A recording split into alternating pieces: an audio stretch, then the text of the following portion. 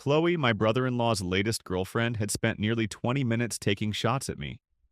Now she suddenly had nothing to say. My father-in-law, William, had just accused me of embarrassing his family, but he was staring at my screen with his lips parted. My wife, Olivia, stopped with her hand halfway to her wine glass. Mason, her younger brother, looked as if he had just bitten into spoiled food. My name is Daniel Mercer. I was 36 years old when this happened.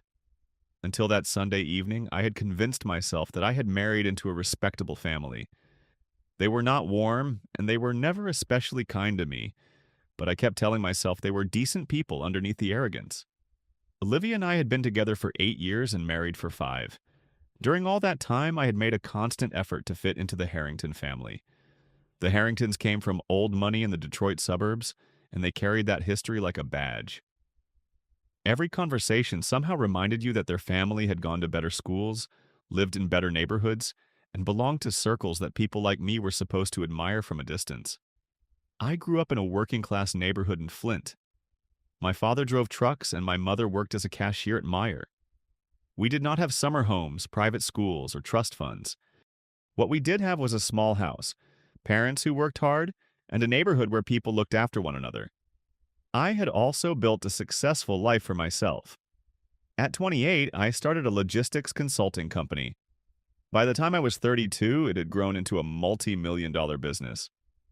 We had 47 employees across 3 offices.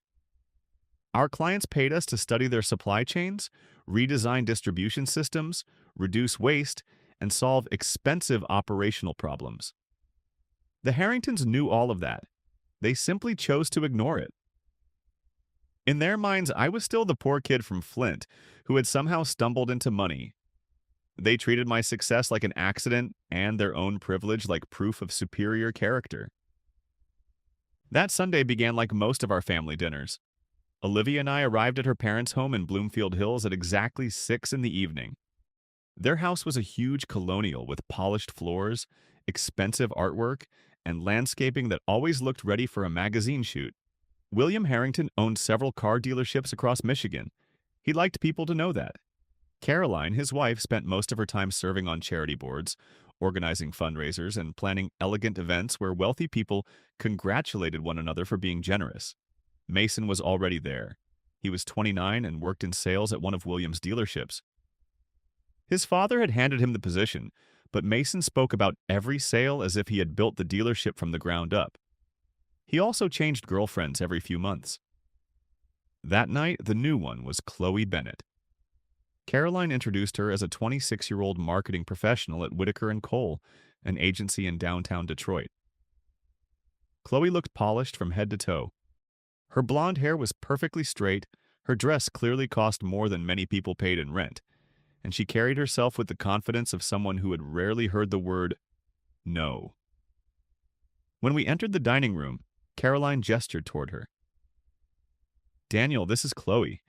She works at Whitaker & Cole, the marketing agency in downtown Detroit." I offered a polite smile. "Nice to meet you, Chloe." She smiled back, but there was no warmth in it. "You too. Mason has told me a lot about his family." For the first 20 minutes, dinner followed the normal Harrington routine. William discussed dealership sales.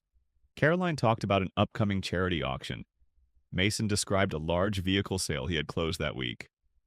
Olivia spoke about an interior design project. Nobody asked me a single question about my company. That was not unusual. The Harringtons were experts at making someone feel invisible. Unless you were useful to them or belonged to their social circle, they rarely showed genuine interest. Then Chloe turned toward me. "So, Daniel," she said, while cutting her salmon into neat pieces, "Olivia told me you own some kind of consulting company." "That is right. We specialize in logistics consulting. We help businesses improve supply chains and distribution networks."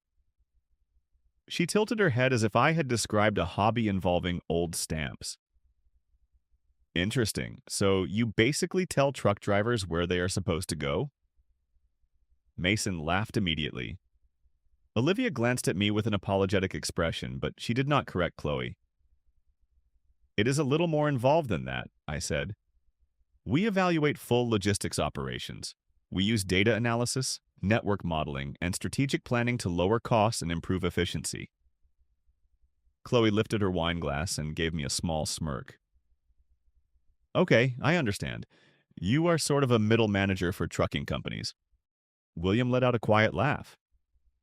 Caroline hid a smile behind her glass. Olivia stared down at her food as though her plate had suddenly become fascinating. That familiar tightness spread across my chest.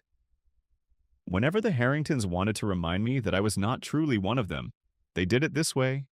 They rarely insulted me directly. Instead, they used jokes, false compliments, and innocent-sounding questions. If I objected, they accused me of being sensitive. After 8 years, I had learned that pushing back usually led to an entire room telling me I had misunderstood. So I gave the answer I had given too many times before. Something like that. It was the wrong decision. The moment I backed away from the conflict, Chloe realized she could keep going. Before I continue, consider subscribing if you enjoy stories about people standing up for themselves and navigating difficult family relationships. You can also share your own experience with disrespectful in-laws in the comments and hit the like button so more listeners can find the story. Every bit of support helps the channel. Chloe looked at me again. Mason said you grew up in Flint. That must have been difficult. I have driven through some parts of the city, and they are not exactly beautiful. It was not a bad place to grow up, I replied. There were good people there. We had a strong community. Oh, I am sure, she said in a soft, fake sympathetic voice. People do the best they can with whatever they have. Obviously, not everybody can grow up attending private schools or spending summers at a family house on Lake Michigan. That is what is wonderful about this country. People can come from any background and still find a way to succeed. The table became noticeably quieter. Even Mason looked a little uncomfortable, although he still had a grin on his face. Olivia finally spoke. Daniel has done very well. Chloe reacted with exaggerated enthusiasm. Absolutely. Going from that kind of childhood to owning your own little company is the American dream. It is genuinely impressive. Little company. She said the words casually, but I heard exactly what she meant. I looked around the table. William focused on his meal. Caroline poured more wine. Mason appeared to be fighting back laughter. Olivia remained silent. A woman she had met only recently was insulting her husband in front of her, and she was allowing it to happen. We should probably change the subject, I said. Chloe widened her eyes. Why? I think your story is fascinating. I love hearing about people who overcome hardship. It is inspiring. She was no longer hiding what she was doing. Every sentence was designed to place me beneath her. I was the unfortunate outsider who should feel honored to sit at the Harrington table. Mason decided to help her. She is right. Daniel has come a long way. Dad, remember the first time we met him? He drove that old Honda with the dented door. William smiled at the memory. I remember. What year was that car, Daniel? 1995? 1996? 1997. Chloe leaned forward. Does it still run? I sold it years ago. That is good. Once people begin earning real money, they can finally replace things like that. Real money. The year before, my personal income had reached 7 figures. Apparently, that did not qualify. Caroline joined the conversation next. Daniel has always been extremely cautious with money. Very practical. I suppose habits like that come from growing up without much. My jaw tightened. For 8 years, I had listened to the same kind of remarks. They mocked the clothes I wore when Olivia and I first met. They joked about my old car. They made comments about my neighborhood, my parents, and my manners. Every insult came wrapped in a smile so they could deny it afterward. Chloe was clearly enjoying herself. Going, "You know what I really respect," she said. People who do physical work. Real blue-collar jobs. Your father was a truck driver, was he not? He is a truck driver, I corrected her. He is still alive. Her face barely changed. Right, sorry, he is a truck driver. That is honest work. My father always says society needs people willing to take those jobs. Somebody has to do them. Mason was laughing openly now. Olivia's eyes had filled with tears, yet she still said nothing. William and Caroline watched the entire thing as though Chloe had been invited to provide entertainment. I put my fork down. Chloe, you are being disrespectful. She looked offended. Disrespectful? I am complimenting you. I said I admire people who start with nothing and manage to become something. How could that possibly be insulting? William finally entered the conversation. Daniel, you are taking this too personally. Chloe is just making conversation. She is insulting my parents, my childhood, and my work. Caroline's voice became cold. No one is insulting anyone. You are the one making everyone uncomfortable. I turned toward Olivia. I did not need a speech from her. I only needed her to admit that what was happening was wrong. She stayed frozen in her chair. Mason shrugged. Maybe calm down. Chloe did not mean anything. You are acting dramatic. That is what you think. I am being dramatic? Anger rose through me, sharp and hot. William straightened in his chair. Yes, you are overreacting, and you are making my family look bad. Chloe is a guest in this house. Now you have made her uncomfortable. I stared at him. For 8 years, that man had treated me like hired help. He had never taken my company seriously. He had never asked how my business was doing. He had never once spoken to me as an equal. Now he was telling me that I was embarrassing his family because I objected to being mocked. For one final moment, habit took control of me. I apologize, I said. I did not intend to make anyone uncomfortable. Chloe's smile widened. It is fine, I understand. People can get defensive when someone brings up their background. That is natural. The conversation moved on. Chloe began describing her career at Whitaker & Cole. She spoke about important clients, major campaigns, and high-level projects. Mason listened as if every word were brilliant. Caroline asked thoughtful questions. William nodded with approval. Something inside me changed. Maybe it was the way they respected her immediately while dismissing everything I had built. Maybe it was the look on Olivia's face as she continued to protect the peace instead of protecting me. I slipped my phone from my pocket and began searching under the table. First, I opened the Whitaker & Cole website.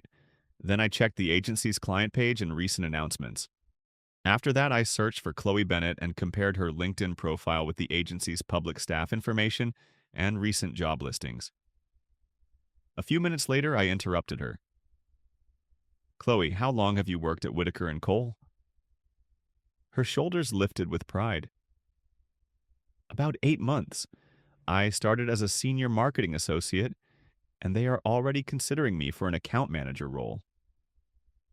That sounds impressive. You also said you work with the larger clients?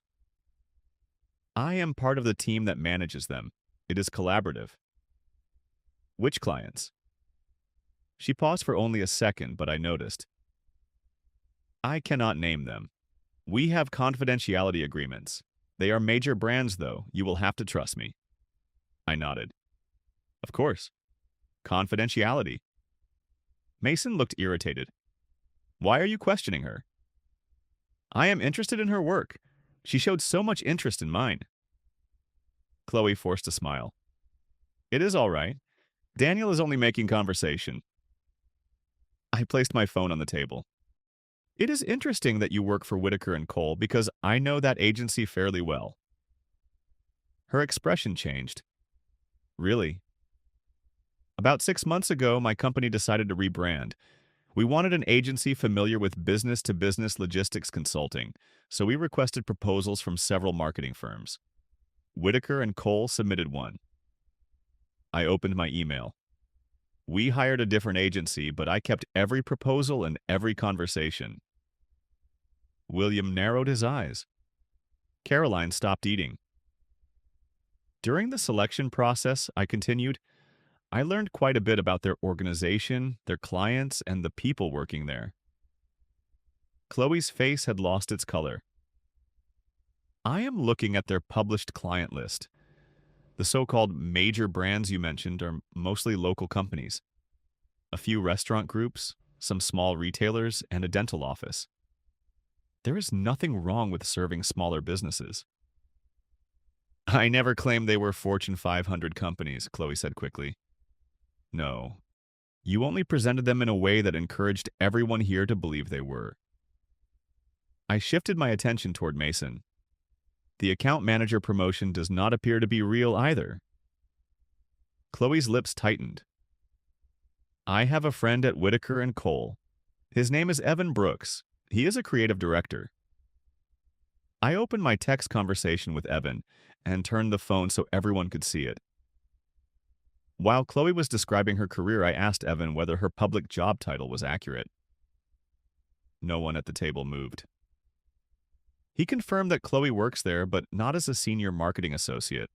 Her title is junior coordinator, an entry-level role that involves scheduling, administrative support, and helping prepare presentation materials. Chloe went from pale to bright red. There is no account manager promotion under discussion, I added, and she is not assigned to a major client team. There is nothing shameful about an entry-level job. The problem is that she lied about it while using that lie to look down on someone else. Daniel, Olivia said. I raised one hand. Please do not interrupt me now. You had plenty of time to speak earlier. Then I looked directly at Chloe. For the last 20 minutes, you have mocked my childhood, my parents, and my work. You called my company little. You compared me to a middle manager for truck drivers. You spoke about my life as though I were a charity project who accidentally became successful. I opened my company's website. This is Mercer Logistics Advisory. Last year, the company generated $8.3 million in revenue. We employ 47 people. Our current client list includes 3 Fortune 500 companies and 7 major regional distributors. Last month, we signed a 3-year agreement with a national retail chain worth $2.1 million in consulting fees. Then I faced William. So no, William, this is not some little business I stumbled into by accident. His face turned dark red. I looked back at Chloe. And to be clear, I am not criticizing you for having an entry-level job. Honest work is honest work. I am criticizing you for lying about your position and then mocking my parents and me to make yourself seem superior. The room became so quiet that I could hear the old clock ticking in the hallway. Finally, Chloe spoke. Her voice shook. You do not know anything about me. I know you lied, I said calmly. You came here pretending to hold a position you do not have, then use that lie to humiliate someone else. I also know that everyone at this table allowed it because insulting the kid from Flint made them feel superior. Mason pushed back his chair and stood. You cannot speak to her that way. Sit down, Mason. I am talking to your father. I turned to William. You accused me of making this family look bad. You said I was overreacting. You watched a stranger insult me and my parents, and you did nothing. Actually, you did worse than nothing. You encouraged her. Caroline stood. I think you need to leave, Daniel. I agree. Before I do, everyone here is going to hear me clearly. I rose from my chair. For 8 years, I accepted your condescension. I smiled through the jokes about my clothes, my old car, and my neighborhood. I tolerated every backhanded compliment. I sat through dinner after dinner while you behaved as though I should be grateful for permission to marry your daughter and sit at your table. Then I looked at Olivia. And through all of it, you never defended me, not once. You sat quietly every time they treated me as if I were beneath them. You allowed them to act like I was lucky to have you, when maybe you were the lucky one. Daniel, please, she whispered. I am finished, I said. I am finished pretending any of this is normal. I will not accept disrespect from people who confuse inherited status with character.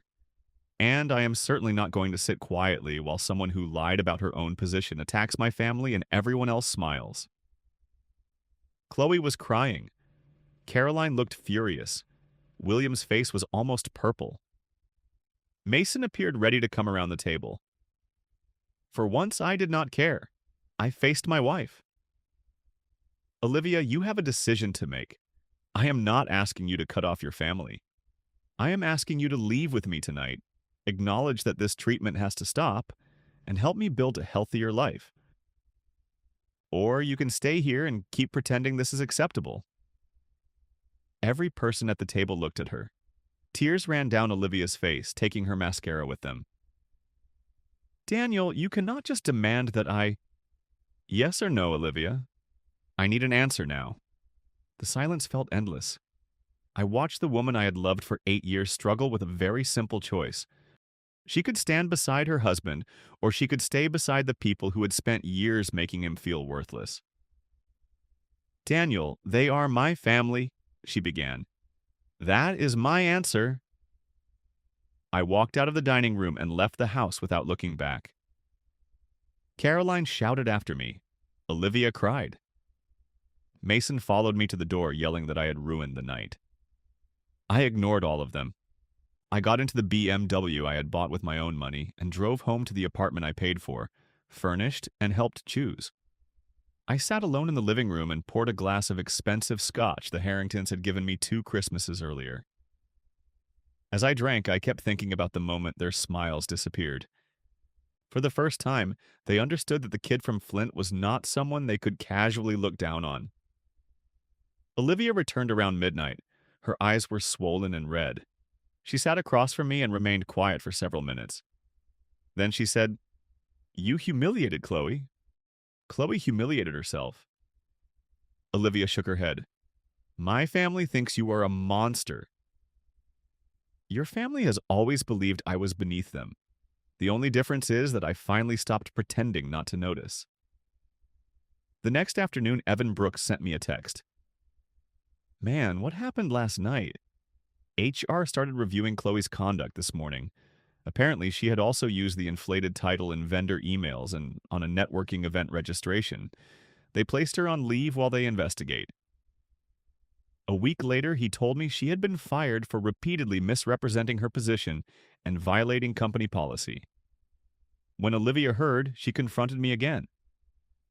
She lost her job because of you. She lost her job because the company found a pattern of her misrepresenting her title in professional settings. My question may have triggered the review, but her own choices caused the outcome. They are my parents and my brother, she said. I cannot simply cut them out of my life. I never asked you to cut them off. I asked you to defend me when they treated me badly. I asked you to act like my wife for once and stand on my side. She looked down. A long time passed before she answered.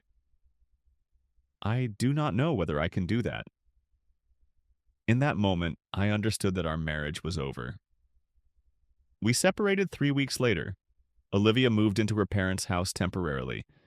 2 months after that, the divorce papers arrived. She asked for the apartment, a substantial share of the business, and spousal support. I gave her the apartment. I was tired of living in a place that mostly reflected her taste anyway. The business was a different matter. Ironically, the prenuptial agreement William had insisted on before our wedding protected premarital business interests and family assets on both sides. Mercer Logistics Advisory had been founded before Olivia and I married, and the agreement kept ownership of the company separate. After reviewing the records and the prenup, the court rejected her demand for an ownership stake, although we still reached a financial settlement covering other marital assets. William tried to intimidate me throughout the divorce. He talked about his connections, his lawyers, and his money. He promised to make the process painful. But there is a difference between appearing wealthy and having the resources, records, and discipline to defend yourself. My attorneys were better prepared than the legal team William hired for Olivia. My financial records were complete, and his threats turned out to be mostly noise. When the divorce was finalized, Olivia received far less than she had expected. Chloe and Mason ended their relationship less than 2 weeks after the dinner. Once Mason learned that she had exaggerated her career, he apparently decided she was no longer impressive enough for him. Chloe moved back in with her parents and found another job at a marketing company. This time, she admitted from the beginning that the position was entry level. Through mutual acquaintances, I heard that she apologized to Olivia for her behavior that night. She never apologized to me. Still, at least she eventually admitted that she had crossed a line. After the divorce, the Harringtons stopped speaking to me. I had no problem with that. I had nothing left to say to them either. About 6 months later, something happened that made the entire experience feel worthwhile. I was having dinner at an upscale restaurant in downtown Detroit with my uncle Samuel, who was considering both an investment in my firm and a strategic partnership with us. It was the kind of place with white tablecloths, a long wine list, and staff who seemed to appear before you realized you needed anything. I was halfway through explaining our consulting services when I noticed William and Caroline being shown to a table 3 tables away. They saw me at the same time. For a moment, William looked ready to approach me. Then he noticed the man sitting across from me, recognized him from the regional business press, and his expression changed. My dinner companion was Samuel Mercer, the chief executive officer of Mercer Freight Systems, one of the largest logistics companies in the Midwest. We had the same last name for a reason. Samuel was my father's brother. The Harringtons had never bothered to learn much about that side of my family. My father drove trucks, but his brother owned the trucking company, along with several other businesses. Uncle Samuel was close to finalizing an investment in my consulting firm, so we could expand throughout the region. I watched William put the pieces together. The man he had dismissed for 8 years had succeeded through his own work, and also had relatives who respected him and showed up when it mattered. Samuel noticed William staring at us. "Do you know those people?" he asked. "That is my former father-in-law." Samuel glanced over and smiled. "The one who believed he was better than our family?" "That is him." "Should I introduce myself? Our investment group has been evaluating dealership chains. Maybe I should start with his." For a second, I imagined how satisfying that might be. I pictured William receiving a serious acquisition offer and watching the dealership empire he was so proud of pass into someone else's hands. But then I remembered the dinner. I remembered Chloe crying, Olivia making her choice, and the feeling of freedom that came when I walked out of the Harrington house. "No," I said. "Let's finish our meal. He is not worth our time." So we did. On my way out, I passed William's table and stopped. "Hello, William. Caroline. I hope you are enjoying dinner." William clenched his jaw. Caroline refused to look at me. "Samuel recognized you," I said. "He asked whether we should come over. I told him we had more important business to discuss." I gave them a calm, professional nod. "Enjoy your evening." Then I walked away. That happened 3 years ago. Since then, Mercer Logistics Advisory has grown to 3 times its former size. We opened new offices in Chicago and Cleveland. We signed agreements with 2 Fortune 100 companies. Last year, our revenue reached $26 million. I also bought a house in Grosse Pointe Shores overlooking Lake St. Clair. It is a beautiful home, nicer than the Harrington estate in Bloomfield Hills. I did not buy it to compete with them. I bought it because I wanted it, I could afford it, and I had earned it. Friends told me that Olivia eventually remarried. Her new husband works in finance. I hope she is happy. I honestly do. I also hope she learned something from our marriage. I hope she understands that silently watching your spouse be humiliated is not loyalty to your parents. It is a betrayal of the person you promised to protect. I hope she learned that a person's childhood does not determine their worth. Where someone begins matters far less than the direction they choose to go. Most of all, I hope she learned that the person everyone assumes is fortunate to have a seat at the table may actually be the most valuable person sitting there. I saw Chloe again about a year ago at a professional networking event. She was working for a small startup and doing substantive marketing work by then. Some of the polished arrogance had disappeared. She seemed quieter and more grounded. Yet when she noticed me across the room, I could see her deciding whether to approach or avoid me. A few minutes later, she walked over. Daniel, I owe you an apology. You do.